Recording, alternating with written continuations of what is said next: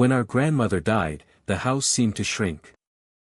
I know that sounds strange, maybe even dramatic, but I don't know how else to explain it. While she was alive, the place had always felt larger than it really was. Not physically larger, but fuller somehow, full of sound, of presence, of routine. The creaking floorboards had a rhythm to them. The kitchen always smelled faintly of tea leaves, old wood, and whatever she had baked last. Even the silence in that house used to feel inhabited, like it belonged to someone. After she died, all of that disappeared at once. The first time I stepped inside after the funeral, I had the absurd feeling that the ceiling was lower than I remembered. The hallway looked narrower. The wallpaper seemed darker. The whole place felt like a stage after the actors had gone home, all the props still there, but none of the life that made them mean anything. My brother Daniel and I arrived 3 days after the funeral to sort through her things. The house stood at the edge of a small town where almost nothing ever changed.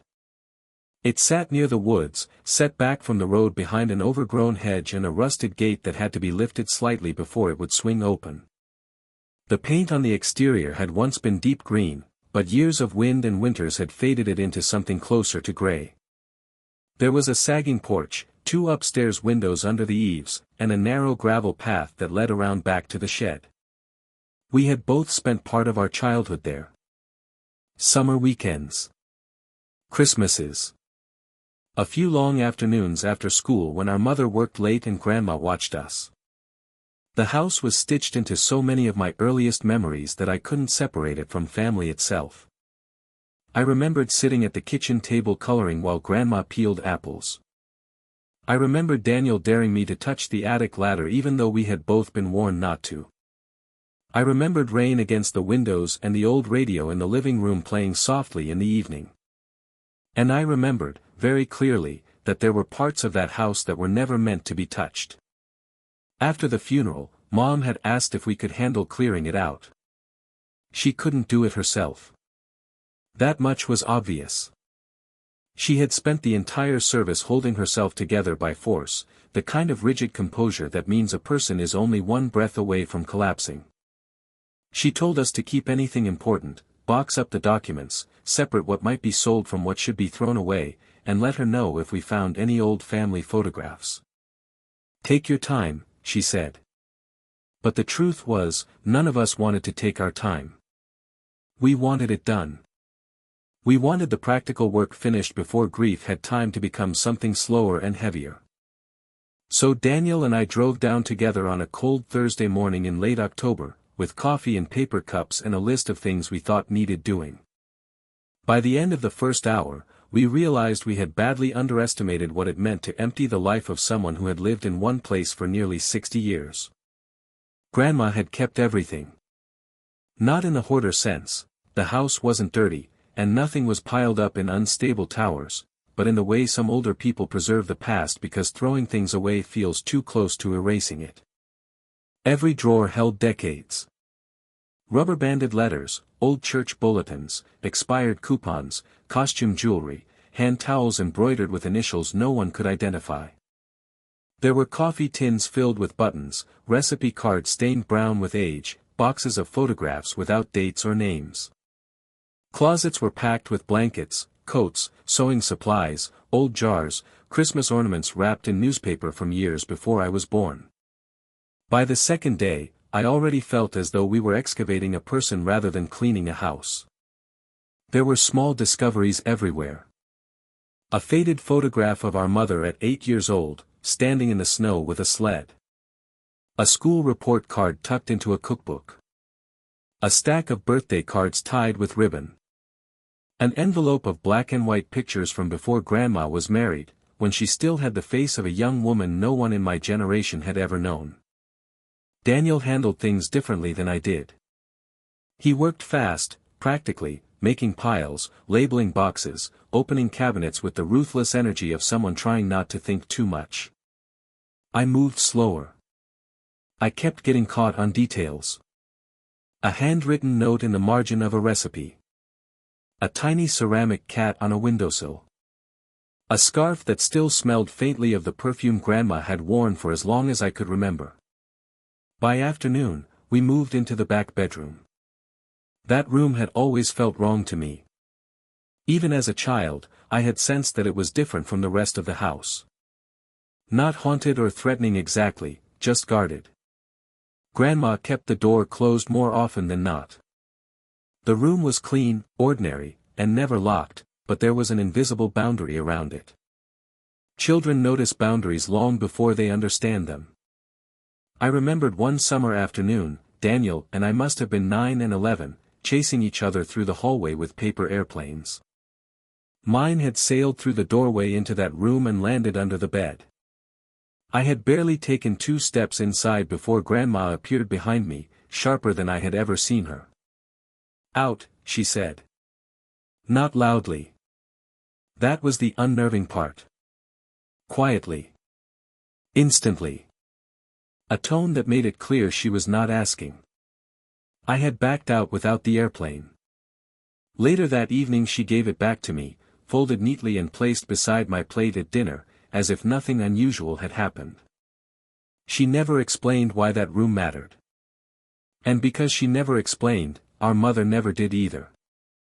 In our family, silence had a way of settling over certain things until eventually no one questioned it anymore.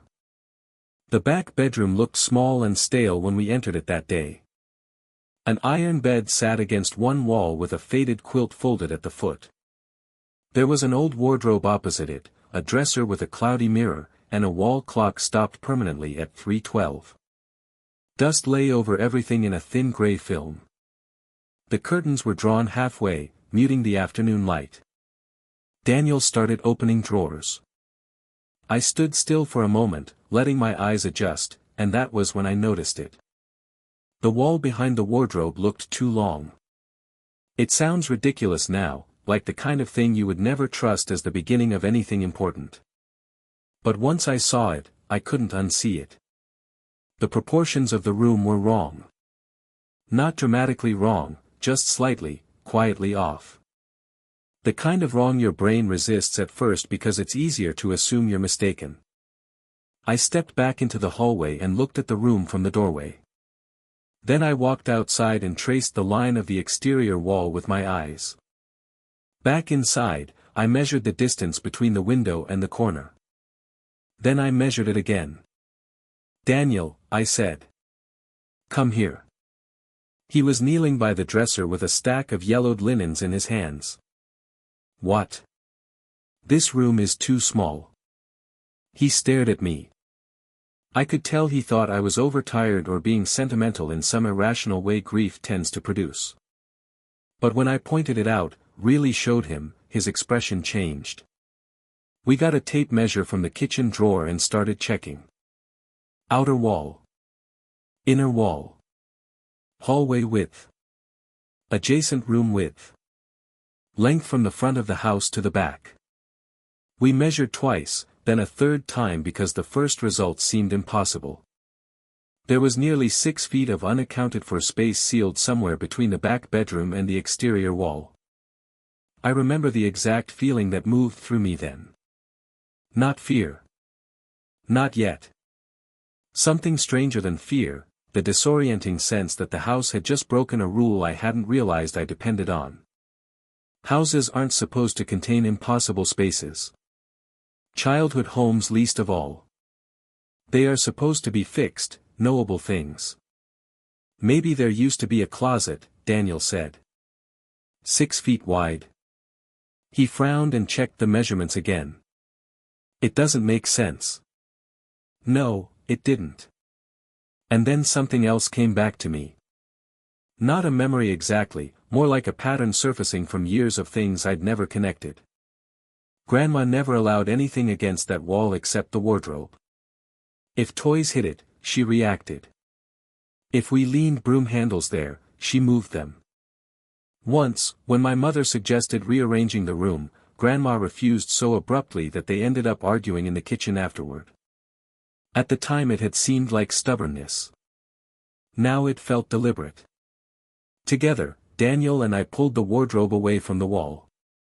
It was heavier than it looked, its wooden feet scraping against the floorboards with a dragging groan that made my teeth ache. Dust billowed behind it, and for a moment all we saw was old wallpaper stained darker where the furniture had blocked the light for years. Then Daniel leaned closer. "There," he said. A vertical seam ran from shoulder height to the floor, almost perfectly straight. Once you saw it, you could also make out the faint rectangular outline around it under layers of paint and paper. It had been concealed carefully, but not expertly, more like something hidden in plain sight because no one was ever expected to look. Daniel tore back a strip of wallpaper with his fingers. The paper gave way in dry brittle shreds. And there it was. A door. Narrower than a normal one, made of old wood, painted over so many times the details of the grain had nearly vanished. There was no knob on our side, no visible keyhole, only a shallow depression where hardware had once been or had been removed. The edges had been sealed around with paste, wallpaper, and paint as if someone had wanted to erase not only the entrance, but even the possibility of entry. For a long time neither of us moved. I became acutely aware of every sound in the room, the ticking absence of the dead clock, the wind outside pressing faintly at the windows, the old house settling around us with slow wooden sighs. This was no forgotten closet. Someone had hidden this on purpose. Daniel was the one who finally spoke. "Did Mom ever say anything about renovations?" "No." "Any mention of a storage room? A nursery? Anything?" I shook my head. The word nursery made something cold pass through me, though I couldn't have said why. We should have called our mother then. Or left the room and come back another day. That would probably have been the sensible thing to do. But the logic of ordinary caution had already been overtaken by something stronger.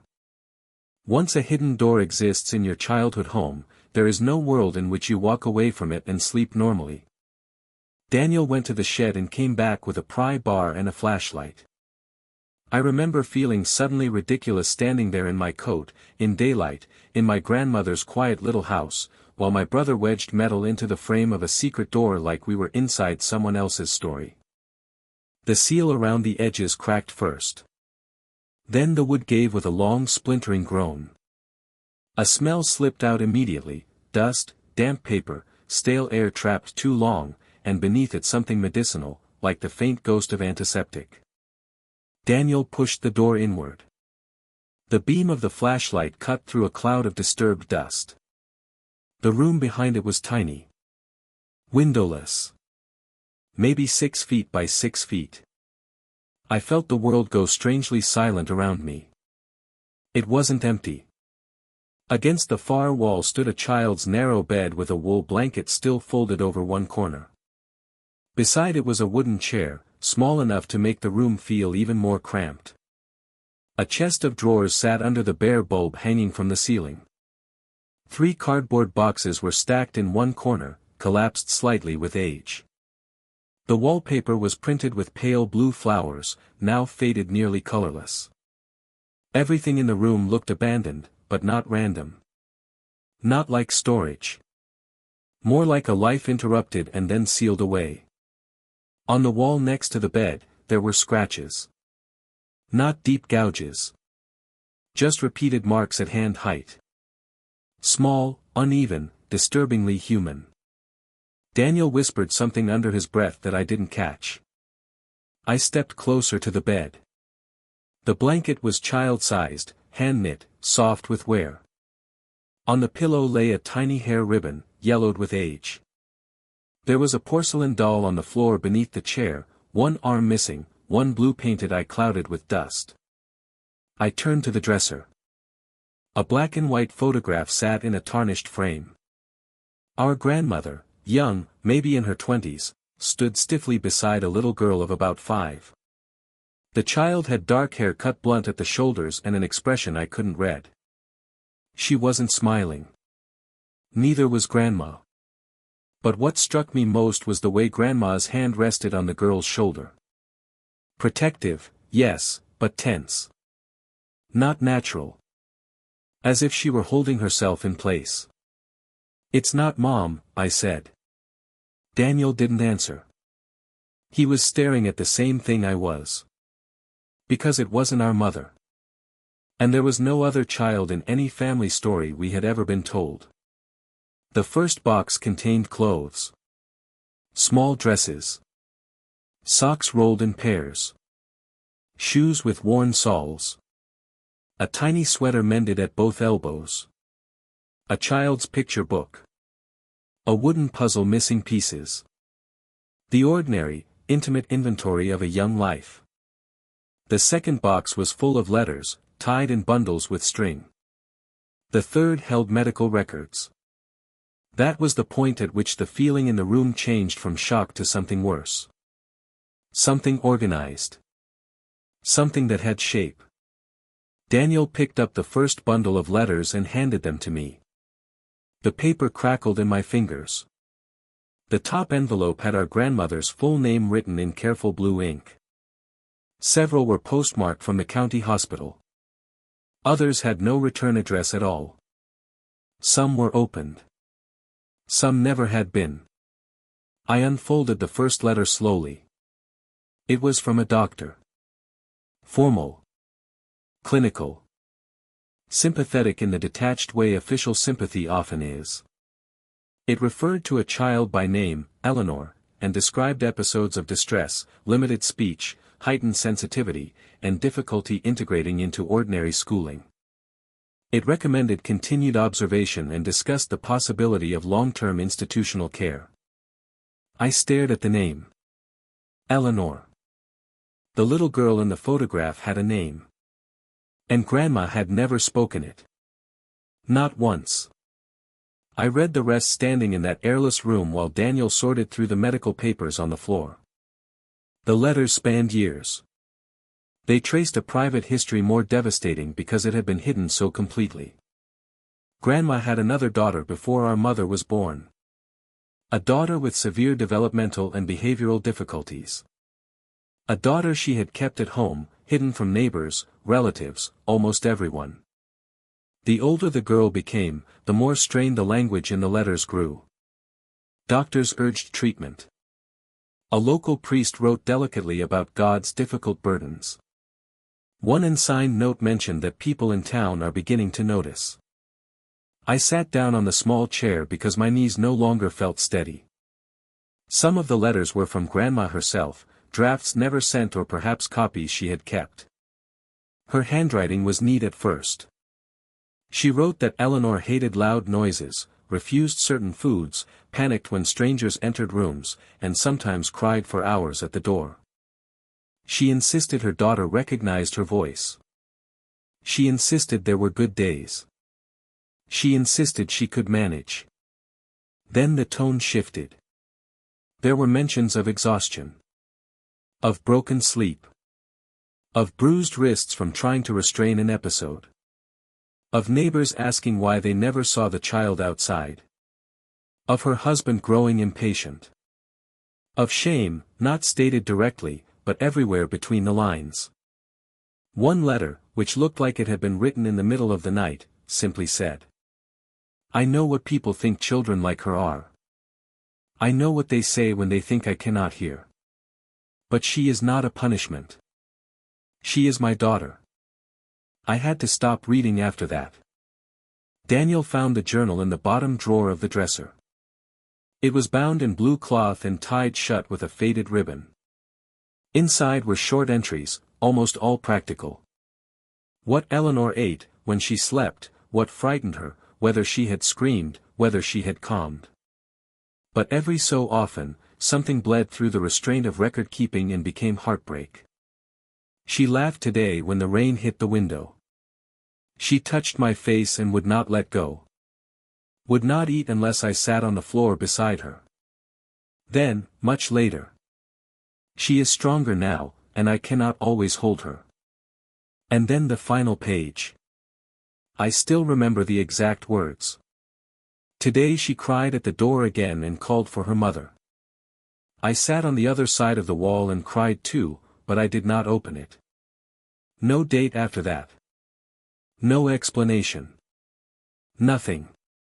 We spent nearly an hour in that room before either of us spoke in full sentences. When we finally carried the letters, records, and photograph into the kitchen and laid them out on the table, the whole house felt altered. Not because anything had physically changed, but because every memory now had a shadow behind it. Every summer. Every holiday. Every afternoon we had spent with Grandma while a sealed absence sat quietly inside the walls. That evening we called our mother. At first she thought we were misunderstanding what we had found.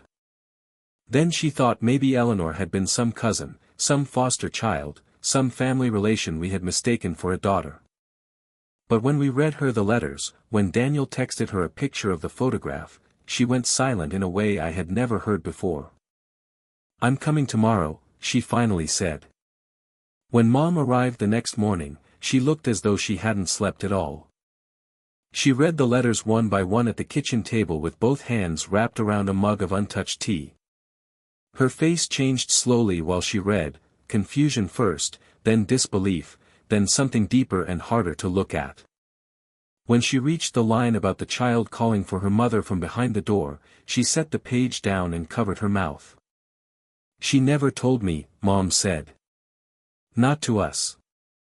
To herself. She never told me I had a sister." The three of us spent the rest of the day going through every piece of paper in the hidden room. The medical records were incomplete but enough to establish dates. Eleanor had been born in 1962. Our mother was born in 1970.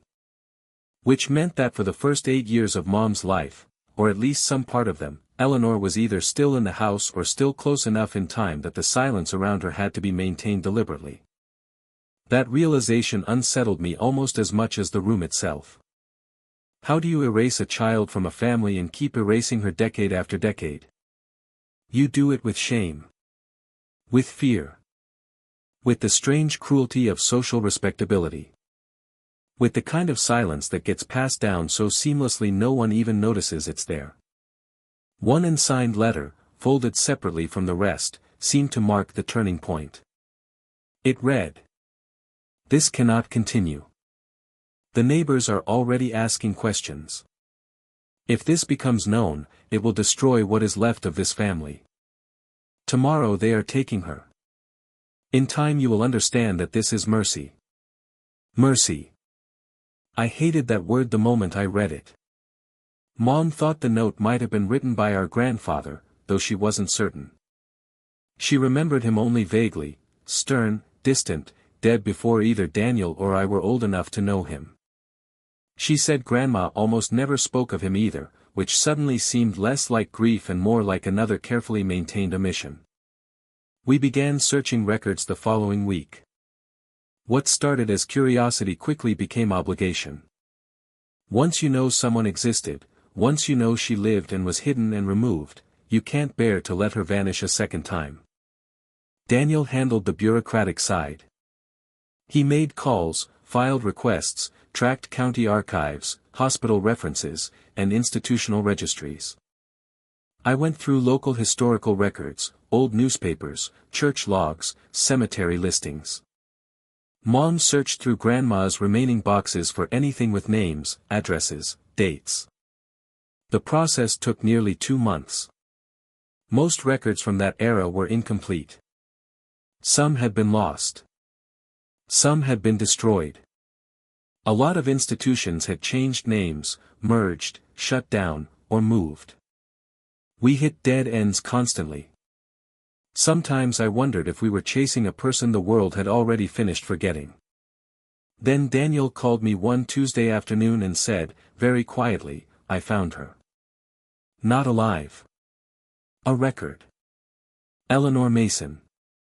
Admitted in 1968 to St. Bartholomew Residential Home under a long-discontinued county program. Transferred in 1981 to another facility after St. Bartholomew closed. Died there 6 years ago at the age of 56. No next of kin listed on the final paperwork. No documented visitors." I sat at my desk staring at the wall after he told me. Not crying. Not thinking, exactly. just stunned by the sheer administrative brutality of it. A child hidden in a room. A girl removed. A woman institutionalized for decades. And in the official record, almost nothing remained beyond dates, transfers, and a death notice. We managed, through a records office and one sympathetic administrator, to obtain a little more. There was a file photograph from adulthood.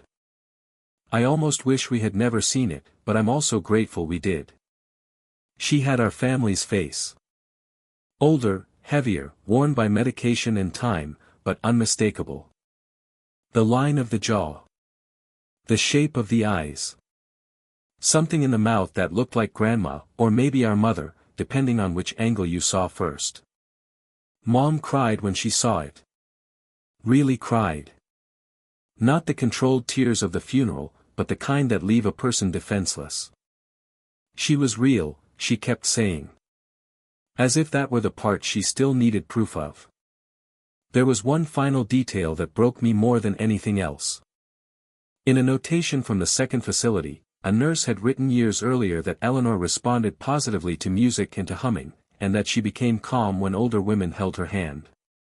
That was all. Just one line buried in paperwork. But I read it and immediately imagined a version of her that had survived all those years, still carrying some faint memory of comfort. Some echo of being sung to. Some body-level recollection of a mother she had once called for through a closed door. We never sold the house. At first, that was just because none of us could make practical decisions anymore. Then it became something else. Mom said she couldn't bear the idea of strangers repainting those walls without knowing. Daniel said we could at least leave it for a year. I agreed, though I didn't fully understand why. A few months later, we removed the false wall properly and kept the small hidden room open. Not preserved as a spectacle. Not restored into something neat and symbolic. Just opened. Mom placed the photograph of young Grandma and Eleanor on the dresser in the hallway. She didn't say anything when she did it. She just set it there, adjusted the frame, and stepped back. Sometimes I think that was the first honest thing anyone in our family had done for Eleanor in 50 years. I still go to the house occasionally. Usually alone. The rooms feel different now, though not in the way they did immediately after Grandma's death. Back then the house felt empty. Now it feels truthful, which is not the same thing as peaceful. Some truths don't bring peace. They simply remove the lie. I still think about Grandma more than I expected to after everything we found. It would be easier if I could turn her into a villain. Easier if the story were simple. Cruel woman, hidden child, unforgivable secret. But it isn't simple. The letters made sure of that. She loved Eleanor. I believe that. She was ashamed too. Exhausted. Isolated. Pressured by a husband, by doctors, by neighbors, by the ugliness of the time she lived in. None of that excuses what happened. But all of it complicates it. And maybe that's what unsettles me most. Not that someone monstrous did a monstrous thing. But that someone ordinary, someone who baked pies, folded our clothes, kissed our foreheads, taught us prayers, could carry a grief and a guilt so immense that she built an entire false wall around it and lived beside it for the rest of her life. Sometimes I stand in that hallway and look at the doorway that used to be hidden, and I think about all the years Grandma must have passed it. Carrying groceries. Answering the phone. Tucking our mother into bed. Watching us grow up. Making tea. Paying bills. Living an ordinary life within arm's reach of the worst thing she had ever done. There is something unbearable in that image. Not because it is unusual. But because it probably isn't. People imagine family secrets as dramatic revelations, wills, affairs, crimes, disappearances, whispered confessions on deathbeds.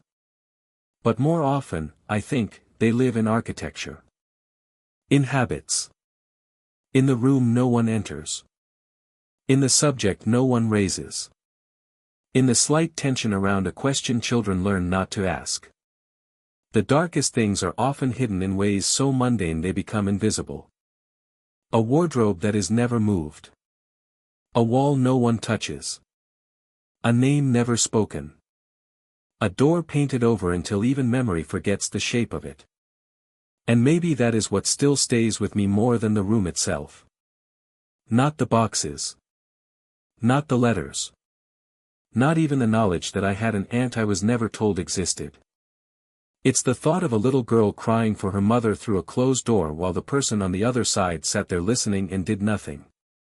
And the terrible possibility that my grandmother spent the rest of her life trying not to hear that sound in her mind. Because in the end, the hidden room was not the real secret. The real secret was that an entire family could be built on top of silence, and look, from the outside, completely ordinary.